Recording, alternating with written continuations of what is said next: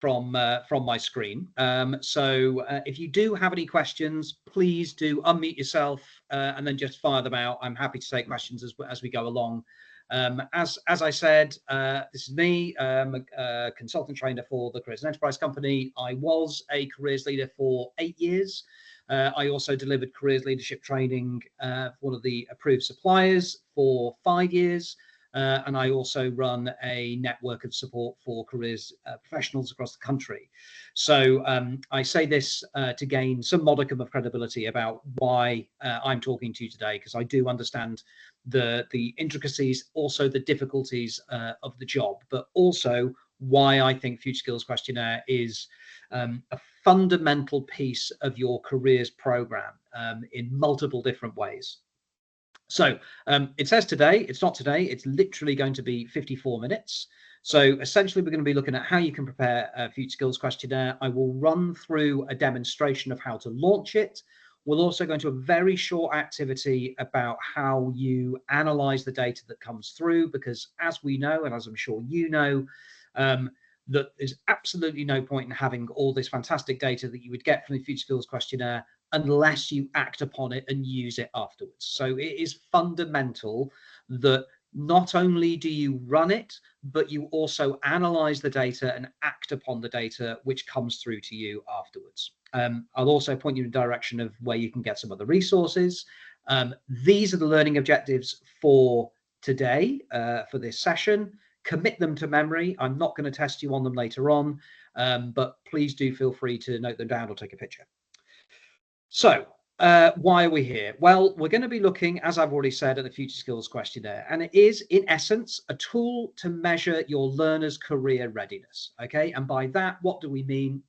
Essentially, we mean how ready are your learners for their next stage of transition. So it could be at the end of year 11, it could be at the end of post 16, or it could very well be later on into employment sectors. Okay, so how ready are they for those particular next steps?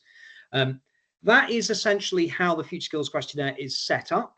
It's there to allow you to have a really good understanding of what your learners know, and fundamentally, and probably most importantly, what they don't know. I don't know if there are any kind of teaching practitioners in the room, but I certainly know that when I was teaching, that assessing my learners was fundamental to planning what I needed to do to improve their understanding of the concepts that I was teaching.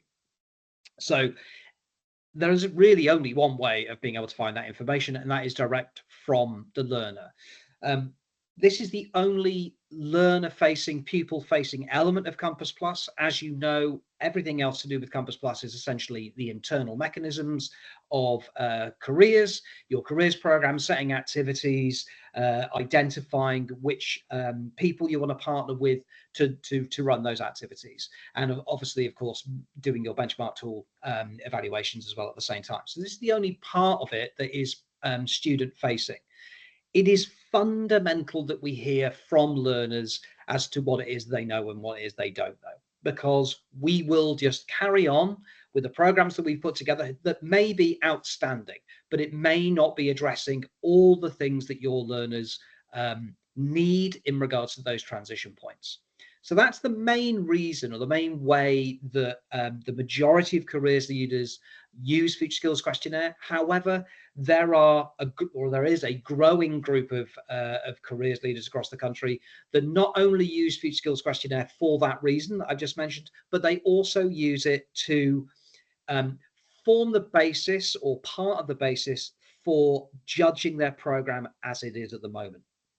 So how that would work in essence is that if you got your learners in year 7 to complete it, and you got them to complete it every year all the way through to the end of their time with you, then you would be able to see how their readiness grows over time. And that can form part, absolutely not all, but part of the assessment that you would make of how successful your program would be. I'm reluctant to say that you would use it as an accountability tool. It absolutely shouldn't be, but the data that is coming through will allow you to make certain judgments about how well your program has been put together, and if it's addressing all the needs of the learner. As it says there, it does cover key aspects of learners' knowledge and understanding of careers, but also there's a section to it as well which identifies or assesses their understanding of key skills and those essential skills from the Skills Builder framework. So communication, problem solving, teamwork, those types of things as well. So there is that second part of the questionnaire that works alongside it, and all of it together means that you're able to support your learners through those particular transition points. To delve a little bit deeper in it, in regards to the value, as it says on there, I've pulled out a few things already, but really some other things to kind of note down. I would certainly say that element about identifying learners at risk of becoming NEET.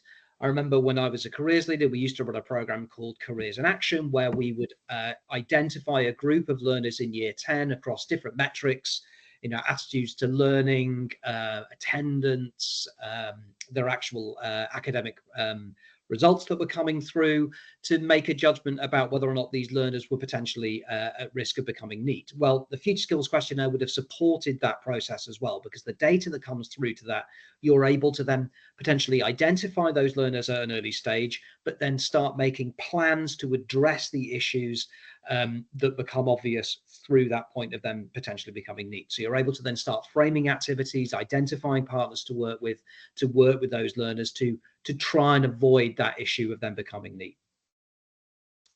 As said, identifying gaps and trends within your provision, and then fundamentally kind of tailor activities to meet those individual needs.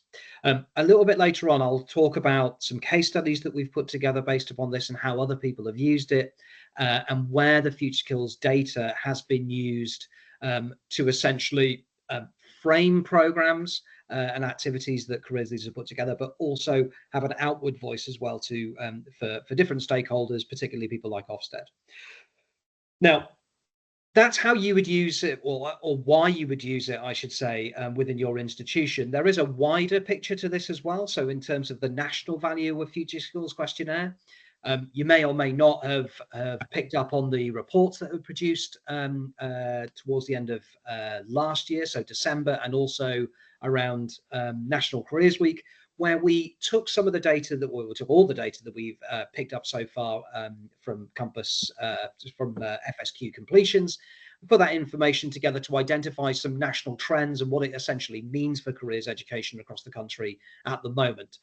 That in itself, if you just think about that, it may not have that much significance to you in your schools, but what it does for us as an organization, it means that we're able to kind of, one, assess the progress of careers across time, but also try and channel support into areas where we think more support might be needed, and certainly where that data is telling us it's needed. There were some significant insights that came out, a couple of positive ones, and one that obviously identifies some more work that's needed.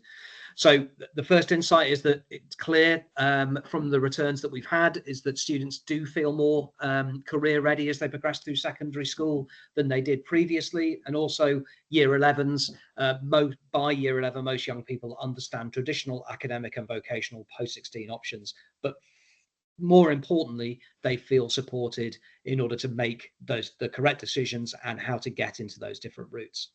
However, devil in the detail, there is clearly more work that needs to be done in supporting those transitions into the workplace and essential skills. We are still hearing from employers that learners, young people, are coming into jobs not ready to pick up those and start those jobs straight away. So for having that information in the outset from an institution level allows us to be able to tailor support and identify areas where we can provide more support with careers nationally and also within hubs as well. So that's a little bit of information about the kind of wider work that we're doing and the importance of you completing Future Skills Questionnaire, and the importance for the learner, but also importance for us. So to kind of get into the nuts and bolts element of Future Skills Questionnaire and what is available to you in order to launch it. So there are 4 different versions of the Future Skills Questionnaire. There's a year 7 version, so starting secondary school. There's a year 8 and year 9 version, transitioning from Key Stage 3, that should say.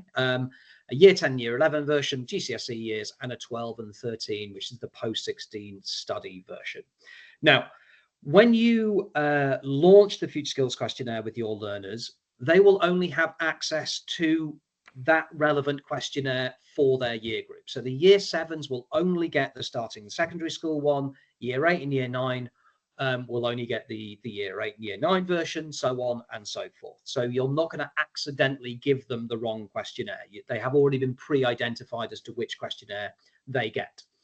There is a caveat to that, because the 5th version that I've as yet not mentioned is the SEND version, which remains the same across all years. So the SEND questionnaire that they would do in year 7 is the same one that they would do all the way through to 12 and 13.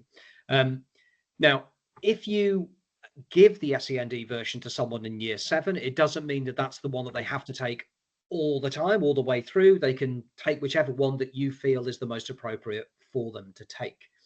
And whereas the kind of the mainstream ones, the year 8 all the way through to 12 and 13, is essentially there for learners to work through the questionnaire at their own pace, the SEND version 1 has been designed in order to form part of a guided conversation with an adult. Could be a key worker, it could be someone who works in personal guidance, it could be an enterprise advisor, it could be anyone in the school who works with that learner, but essentially it's there as part of a guided conversation. Why is it part of a guided conversation? Well, the language used within that questionnaire is still fairly difficult for, I think, for learners to understand, and therefore they would possibly need that information read to them. There is also, hot off the press, an in-print version of the SEND version, SEND questionnaire as well. So that is also, that can also be used to support learners to complete the questionnaire. Within both of those kind of mainstream and SEND versions, the questionnaires are split into different sections. So the mainstream ones are split into 2 sections. So the first section being the kind of your career knowledge and skills. So that would be, do you know who to go to in your school to get independent careers advice and guidance? What sectors are you interested in moving into or is of interest to you? All the way through to, do you know how jobs of the future may change? So that's that first section. And then the second section is the one I mentioned previously, which is the one all about skills for life. So those essential skills that you can see at the bottom of the screen at the moment. And they're, as I said, from the Skills Builder framework.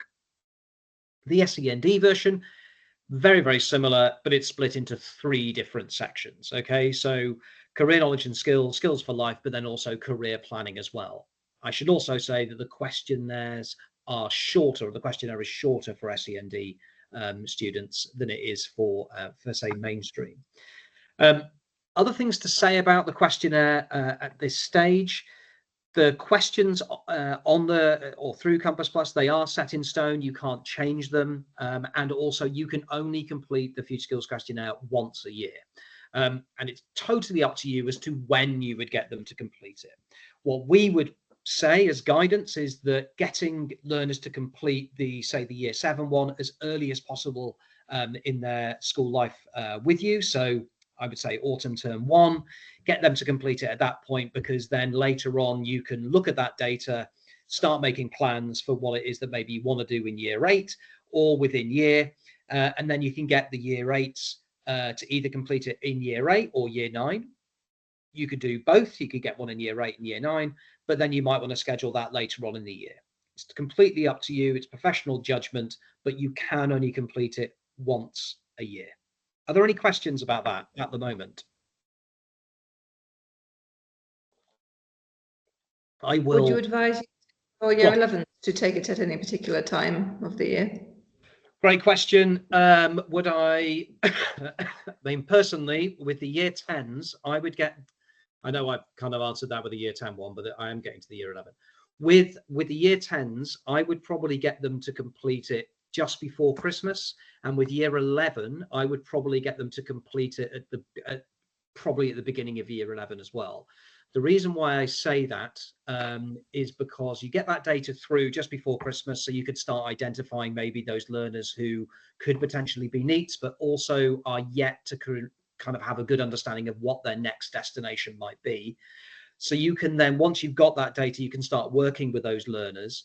And then when they come back in year 11, you can do the questionnaire again and essentially hone that group of students down to a smaller pool of those who are still yet to do find out what their destination might be for next year, so you can work with them.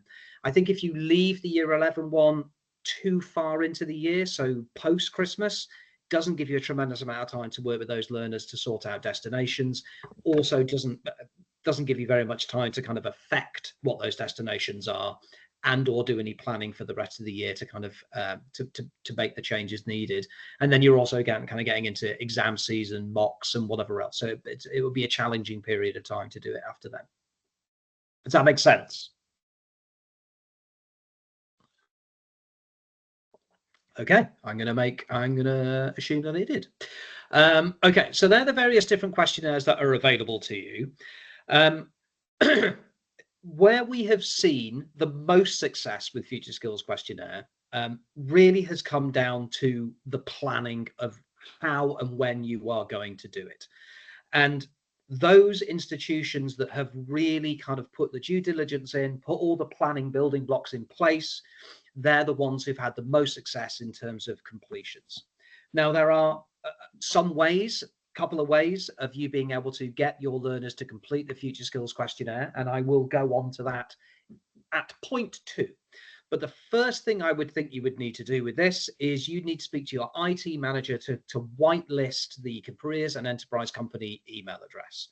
Why I say that, and that's because one of the 2 ways of being able to get learners to complete this is by generating the links on Compass Plus, of which I'll show you in a bit, and then those individual links will then be emailed directly from Compass Plus to your learners' inboxes. So you haven't got to faff around with mail merging or anything else like that. Essentially, you generate the links in Compass Plus, and then they are delivered to the learner through their inbox. Of course, some of the issues we've had in the past when doing that is that because, and let's say you've got 250 learners in a year group and you've sent all those emails out, your IT system is probably going to highlight that as a potential spam attack of some description. So if you add the careers and enterprise company.co.uk email address to your school's whitelist, it just means that those emails aren't going to be blocked by your firewall, and they will be dropped into the learners' inboxes. The other thing to say about that, point 2, is that if you are emailing the links out to the learner, then you need to make sure that you actually have the learner's email address in your management information system. So you need to make sure you've got the student email address in the management information system, either in your work email or home email fields on your management information system. I think I've said that word too many times, those words too many times now. Those two things, point 1 and point 2, I would say they're not really for you to worry too much about. You will involve either you having a conversation one-to-one with your network manager or an email to the network manager asking them to do those things for you. You are not going to have to physically do that yourself, because I'm sure you don't have access to all your data rights to your management information system to do it. So that is something that you would have to ask your IT manager to do. If for whatever reason your school doesn't use email to communicate with learners, and many schools don't, there are other ways that learners can get access to their link. And remember, the links that go to the learners are individual to the learner. So it's not just one link that you could distribute across the whole year group or year groups. It does have to go to the right person. So if that was the case, you didn't use email, then once you've generated the links on Compass Plus, you can download them en masse into a spreadsheet, potentially put them into a shared area and direct learners to the correct place to access their link. Or you can take those individual links and then maybe distribute them on a homework service that you might use, Satchel or something else like that. But there are other ways that you can get learners the links without doing email. It's basically just not, if you don't have email, you can't do it. If there are other ways of being able to do it. The next thing to do once you've done point 1 and point 2 is to really have a good idea as to which year groups you want to run the Future Skills Questionnaire with. And when I say the planning is important to this, I mean, at this stage, it absolutely is fundamental, because if you haven't identified which learners you want to do it with and when you want to do it with them, then you're going to struggle to kind of get them to complete it in a meaningful way, particularly if, and this is based upon the data that we've had through, the most successful completion rates for institutions is when the Future Skills Questionnaire has been complete in a controlled environment. And by that, I mean in IT rooms during either tutor time or IT time or any other time that learners may spend in an IT room, getting them to do it in that controlled environment is the kind of the sweet spot with this. If you can't do that, because many schools struggle from an infrastructure point of view, access to IT rooms, then you can obviously set it outside of that for homework or in other ways. But that is the area that we've found has had the most success in that controlled environment, particularly because you've got an adult in the room who it would be really useful to that you kind of informed as to what the learners are going to be doing in that classroom, so they're best able to support. And that support essentially will rest upon reading questions back to learners, making sure they're on task, making sure they've managed to get on the email. It doesn't have to go anything above that. They don't have to have an intricate knowledge of careers education. It is essentially policing that classroom, making sure learners are completing the questionnaire. Mike, sorry, we had an issue that because we haven't got enough computer rooms and we get them to do it on the phone. And there was an issue in that there was no way of being able to get a kind of printable or exportable list that we could then send to tutors to the ones that hadn't done it. And when I spoke to the support centre, they said that they were in the process of looking at that. Do you know whether that's being sorted now? When I go through the demonstration, you will be able to see where you can essentially download the data that has been submitted by the learner, and that will clearly identify which learners haven't completed the Future Skills Questionnaire. So I suppose that was a very long-winded way of saying, yes, you can do that. Okay, thank you. No problem.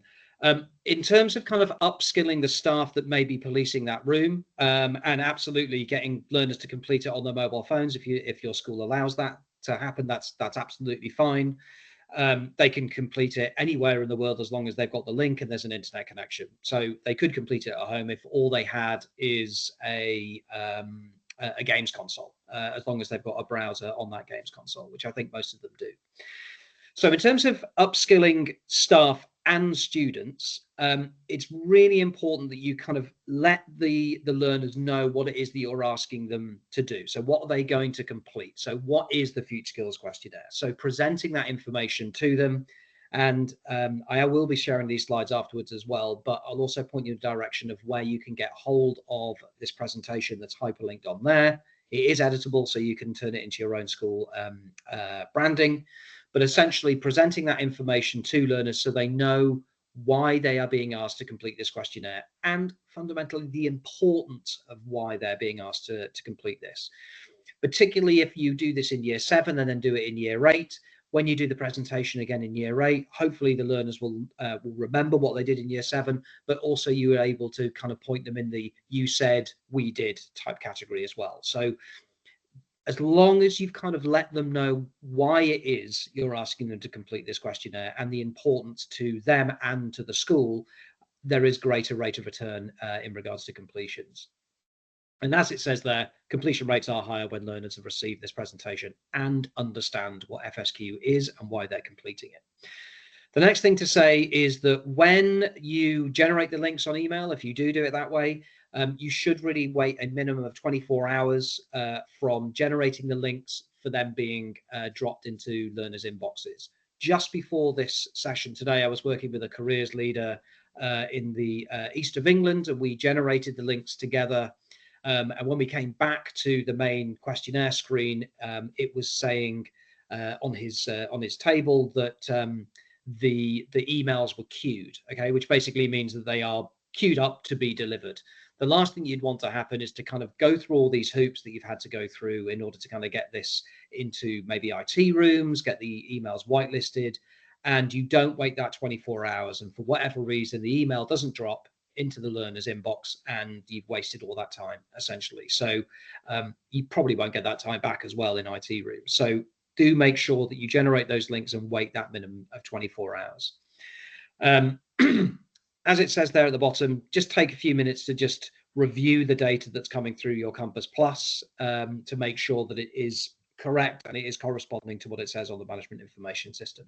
Again, this careers leader earlier on his Compass Plus, it was showing some students who had left the school, but one of the reasons why it was still showing up was because those learners hadn't actually been removed from his management information system. That's why they were showing up on Compass Plus. Very briefly, just as an example, this is an example of a school that essentially took and in their own words, a scattergun approach to doing Future Skills Questionnaire with some year groups. Year 10, they trained the staff, they briefed the students, they did lots of kind of building and planning up until the point of delivery. They got them in IT rooms and they got an 85% completion rate. Okay, the kind of 15% left over essentially was down to absence of students on that particular day. Year 13, they didn't do any of that. They basically just sent the email out to learners as a homework activity. They got an 11% completion rate. Whereas with year 11, they took a hybrid approach. Again, this wasn't by design. It was just, that's how they kind of had that scattergun approach. Oh, we'll do it a bit this way and we'll do it a bit that way. So it wasn't like they took this approach as some test case. It was just happenstance that that's how they did it. They got a 45% completion rate. The majority of those completion rates, of that completion rate, was from the controlled environment. So if you can get learners into a classroom in order to do it, you will see a high rate of return. If you can't, don't worry about it. It just means that you might have to work a little bit harder to get those returns that you would want. Just on that year 13, 11% completion rate wasn't really a representative career readiness score. So you can't read too much into it from a low completion rate. You will need to make sure it is above 50%, so you can say that you've got, you're hearing from learners and you're planning accordingly. Remember that this is essentially an offer to you. Use your professional judgment about how and when you do this and with which learners, because obviously you are the people who know your learners better than anyone else. But if you follow kind of these little steps on the screen, then you will have a greater rate of return. And we'll come on to that last one of analyzing results in a minute. Now, I'm going to stop sharing my screen because I want to do a visual demonstration. So now would be a really good time to ask some questions if you had any. Does anybody have any questions at this particular stage? Okay, good. I shall push on through. Right, so I'm just going to show you Compass Plus itself, so you can see essentially where the Future Skills Questionnaire comes through. So this is your dashboard.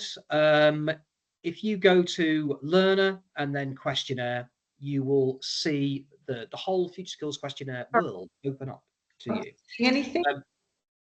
Hello? I'm sorry, I'm not seeing anything. Maybe I'm doing something incorrectly, but I'm not seeing the shared screen. Mel, can you see? I can see, yeah. Is everybody else okay with the? You should be able to see the compass on my screen. Oh, just me then. Okay, I'll try and do something my end. Thank you. I'm sorry, Philippa. Okay, so when you go onto the Future Skills Questionnaire section, you'll get this preamble at the top, which essentially talks you through what the Future Skills Questionnaire is. It's useful, read through it, but it's not something that you're probably going to revisit on a day-to-day basis. There are other things to point out to you on here. You've got a link here which says to find out more about the questionnaire. If you click into that, then this does give you more guidance as to what the Future Skills Questionnaire is, kind of the reasons how it came about. You've also got some downloadable PDF versions that we refreshed recently, which are probably a good thing to distribute to learners maybe in advance, or have a few paper copies floating around for learners to take reference from. If they struggle to read off a screen, that might be something to use as well. You've also got a video of the Future Skills Questionnaire, which will take you through further guidance. We also have information about the Now and Next report, and then a fantastic impact story from Simon Wareham from Southmore Academy up in Sunderland. Fantastic guy. He's been using Future Skills Questionnaire for a very long period of time. Know Simon personally. He is one of the best careers leaders I've ever met. So it's a really powerful video in terms of understanding what it can do for you from an institution level, and certainly from a learner level as well. On the right-hand side, if you scroll all the way down to bottom, it's not that the other links aren't useful. I'm just going to point to the most important one, the most useful ones that I think for you starting out with this. So right at the very bottom of this related articles bit, you've got a link to an email or letter template that you can distribute to parents. That, I think, is a very important piece of the jigsaw that needs to be filled. Letting parents know exactly what it is that their children are being asked to complete. I think that's particularly important if you are setting this as a homework, so parents can support their children through the completion of the questionnaire. You've also got a FSQ for learners with SEND guide on there. And then this is where you can find a downloadable link for that presentation that I mentioned a few slides ago. So you can download it from there, tailor it to your needs, and then use it that way.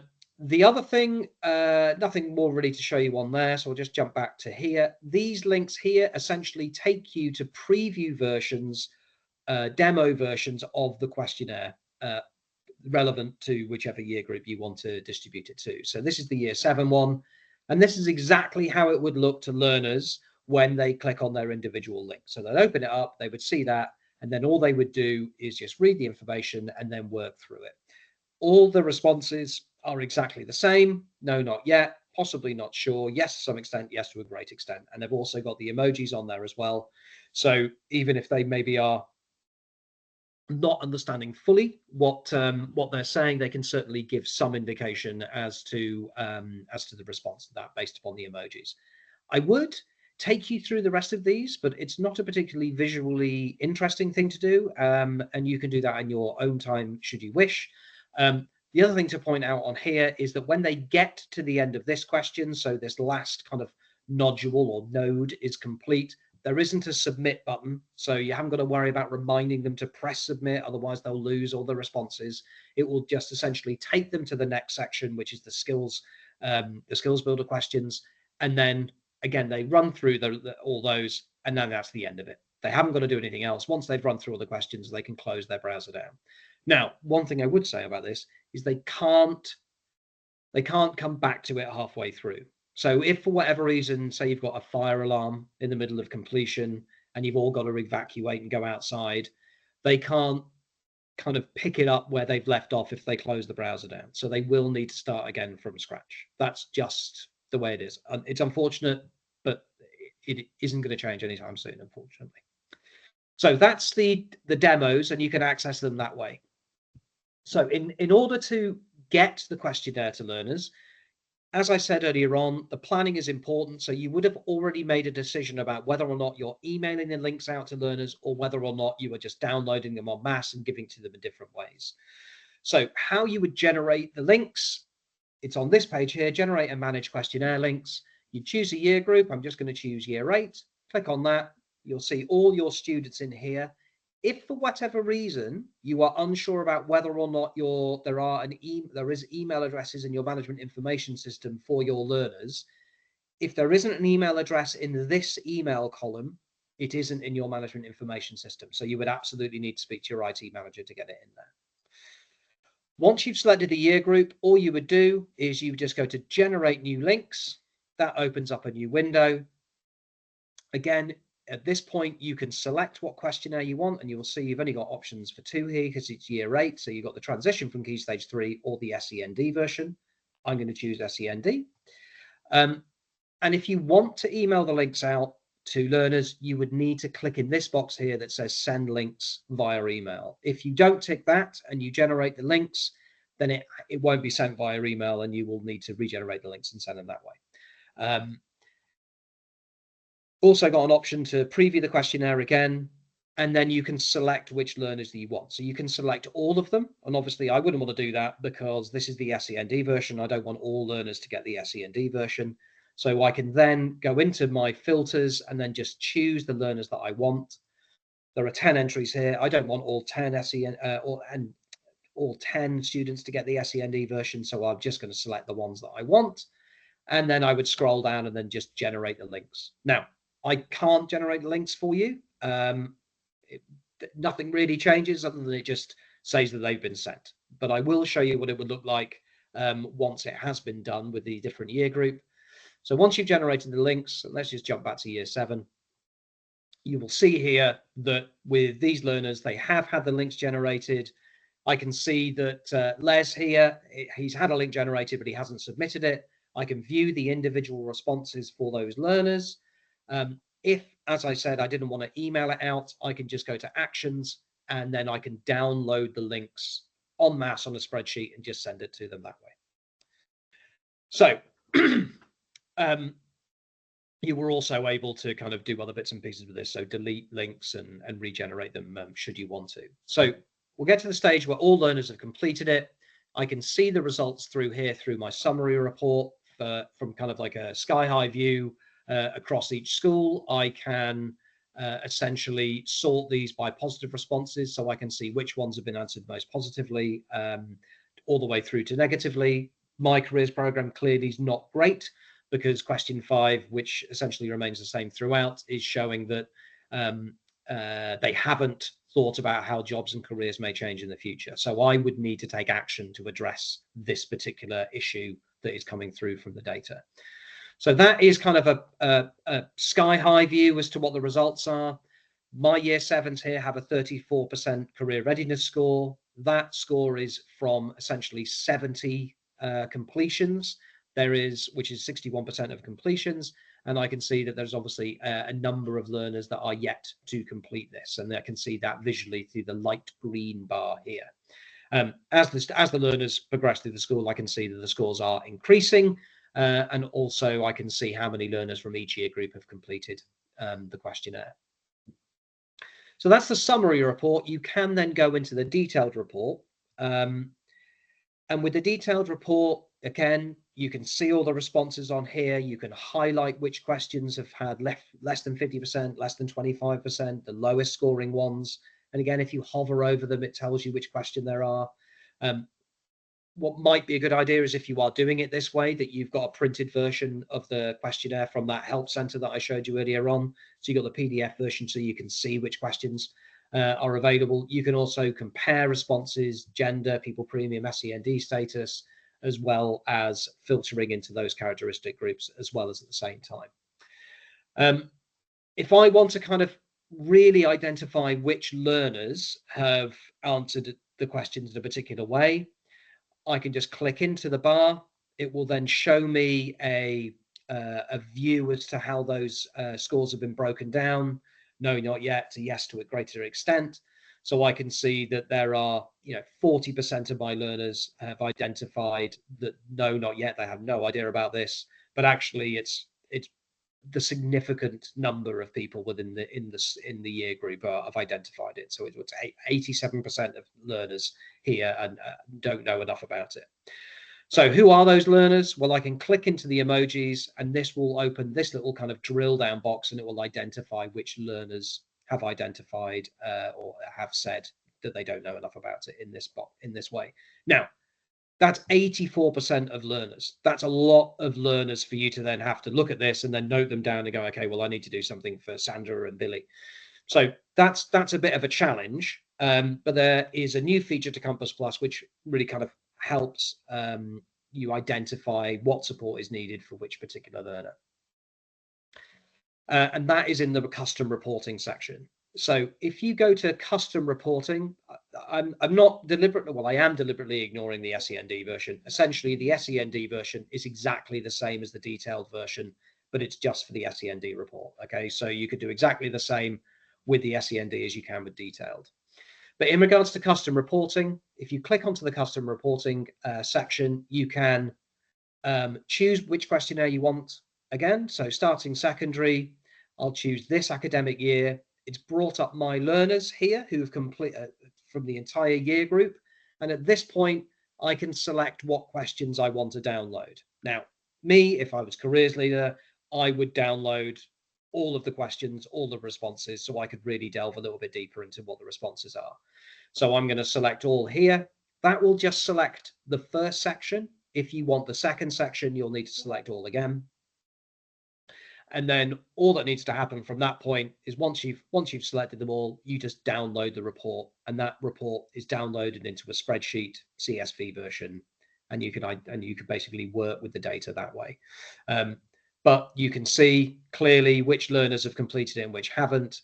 So right from the outset, Les, we can see that he hasn't completed it, but we can see the responses. One thing that I do really like about this new feature is question 9, which previously wasn't on the detailed report, so you couldn't see what the learners were saying about this.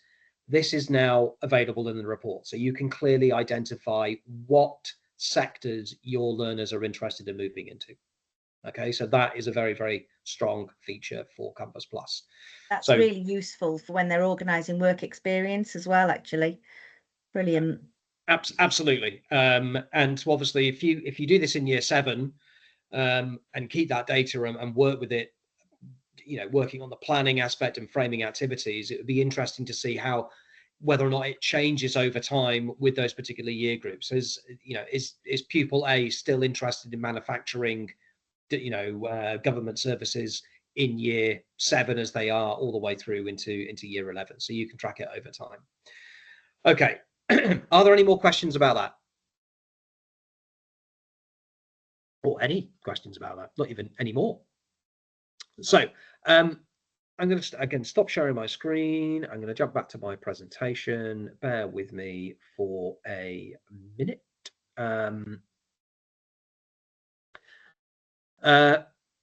So hang on. I seem to have. There you are. Couldn't find you. Couldn't find you on my screen. So this essentially is an example of a school that took Future Skills Questionnaire and ran with it. So some of the elements, some of the results that came out from that school showed that learners didn't know enough trustworthy websites that could help them with their future. So the school, with something like that, that's quite a quick fix. So what the school did is they, created a dedicated page on their career website, essentially highlighting different areas. I know from experience of talking to the careers leader who gave us this information, this was quite a frustrating kind of response that came out of the results, because they had spent a long time going through, I think they were using Unifrog. So that in itself is solving that problem. It's a trustworthy website for learners to use in order to kind of get careers information. The problem was the learners weren't the language used when talking about Unifrog wasn't in the same way that they were asked in this question. So the careers leader essentially started using the same type of language. We're going to go onto the trustworthy Unifrog website to get more information about careers advice and guidance. Other kind of long-term issues that they had to kind of tackle, understanding options, year 11, T-levels apprenticeships. So they'd obviously have to do a little bit more heavy lifting when giving learners this information about that. So the first one is obviously quite an easy thing to fix, going into, assemblies, informing learners about what websites are available. The other one is something that is kind of more systemic, something that will take a long time, and certainly will take a little bit more time to resonate with learners in regards to those different routes. Debbie, you've got a question. It was a comment, actually. I just did a piece of work looking at LMI, and I chose some schools who were achieving 100% on benchmark 2. And I looked at those schools' corresponding future skills questionnaires. And so achieving 100% in benchmark 2, but all of those LMI, like you've got that question there, all the LMI questions were really poorly scored. And it's just worth reiterating what you've just said, really, that actually it wasn't that they hadn't had the information, but they hadn't understood what that was for and what it was useful to them for. They didn't get that, it didn't know LMI was, even though they'd had lots of it. So I think sometimes when career leaders are looking at the results, it's that reflection of we need to be explicit around what this is giving and what is it. So I think it, like you say, it's a lot to do with the language, but students aren't really understanding that they're getting LMI because they don't know what it is. So it's helpful for schools just to look at those future skills questionnaires and say, it's not that they're not getting it. We know they are because they're achieving benchmark 2 and 7, but it's just that they're not articulating what it is. Yeah, and I think certainly, I mean, I had a conversation with a careers leader in the southeast about this, and when he was talking about the Future Skills Questionnaire, he was saying his piece of advice for people using it and using the data is to not take the results personally as some type of, you know, slight on the program that you've put together, but really look at it from an objective point of view. Why is it, if you have done all this work with LMI, why is it that learners aren't really, why is it not resonating with them? Why is it that they don't understand the language? And it could very well be just the language that has been used in regards to that. So really try and look at the results that come through from this from an objective point of view, because it will help you with your planning, but it also was going to help the learners understand what it is that they need to do next for their next steps. And I mean, this case study came from Clevedon School, and having a further conversation with Mark from Clevedon, he was talking about not only was the results from the Future Skills Questionnaire useful from a planning perspective, just in their institution, making sure that activities were planned for learners to meet their needs, but also the conversations that they had externally with Ofsted. You know, it's a well-established program they've got there. It's on the school website, so the HMI and Ofsted could see exactly what programs have been put together, and they were very complimentary of it. But they did ask, challenging questions in regards to, well, yes, you've got a comprehensive program, but how do you know it's meeting the needs of your learners? How have you spoken to them? What have they said? Does it do the job that you want it to do? And Mark was able to kind of use, in part, it wasn't the only metric that was used, but they certainly used the Future Skills Questionnaire results to say to Ofsted, look, this is one element that we're using to plan our program. There are lots of other elements that we're using as well, but we are understanding what our learners want, and we are planning accordingly, and you can see what we've done based upon learners' thoughts and questions and responses from Future Skills Questionnaire. And I think that is probably the most important thing with this. Not Ofsted, but the program you're putting together is useful for the learners that you have in front of you. So, you know, I once had an assistant head who insisted on us doing mass assemblies for careers. Just kind of like, oh, you know, we're going to get the whole of year 10 into Hall A, and we'll get Bloomberg to come in and do a presentation about finance. Well, great, you know, the whole of year 10 have had an assembly about finance, but how many of those learners going into that hall had any interest in finance going into it? Yes, it's important that we broaden their understanding of what other careers are available to them, but we can also probably be a little bit more targeted. We can be a little bit more bespoke about what program we offer. So that might have been something, might have been an offer to learners, not kind of like, you all have to be here at this particular time. So the more information we gather from learners, the more kind of tailored we can kind of make our programs to really give them the information that they require, as well as broadening their horizons at the same time. Okay, I'm fast running out of time. These are 5 quotes about how good Future Skills Questionnaire is. I assure you there are 5 more people, a lot more people, I should say, who also enjoy Future Skills Questionnaire. But I did want to just point out to you a couple of updates. Obviously the career impact system is going to be available from September, so you're able to work through the career impact system with senior leaders in your school. Other things that are coming along as well, I mean, it says there the ability to export, well, that's already in place, so it's ready for you to use. As I mentioned, you've got the imprint version of the SE&E questionnaire. There's going to be some refinement of kind of some help center articles as well, so you can delve a little bit deeper. And we're also launching an FSQ learner video. So that's a video very similar to Simon's one, but from a learner perspective. So it's going to be a student talking about how Future Skills Questionnaire has been used in their school and kind of the impact that it's had on their careers journey. So there's some of the things that are coming soon. I will, as I said at the very beginning, point you in the direction of Help Centre articles. You've got the webinars that you're able to join from the schedule, and that's available from the Help Centre. You've also got some self-paced online training as well. That is free, and you can also speak to, obviously, your wonderful enterprise coordinators and then get any hub support as well needed. And the other thing I would say about that is that if any of you would like any kind of one-to-one support in regards to generating your links on Future Skills Questionnaire, the process that you would maybe go through from a planning point of view, or you want some additional help with other aspects of Compass Plus, I'm more than happy for my email address to be shared, and I'm happy to have those kind of one-to-one conversations with you. So just let Mel and Debbie know if you do need that, just loop them in, but email me, and Mel, if you could share my email address afterwards, that would be great. Yes. So I did ask for questions as we're going along, so I won't dwell on this screen. What I will go to is if you could do a quick evaluation, that would be wonderful. So whip out your phones and just scan that code.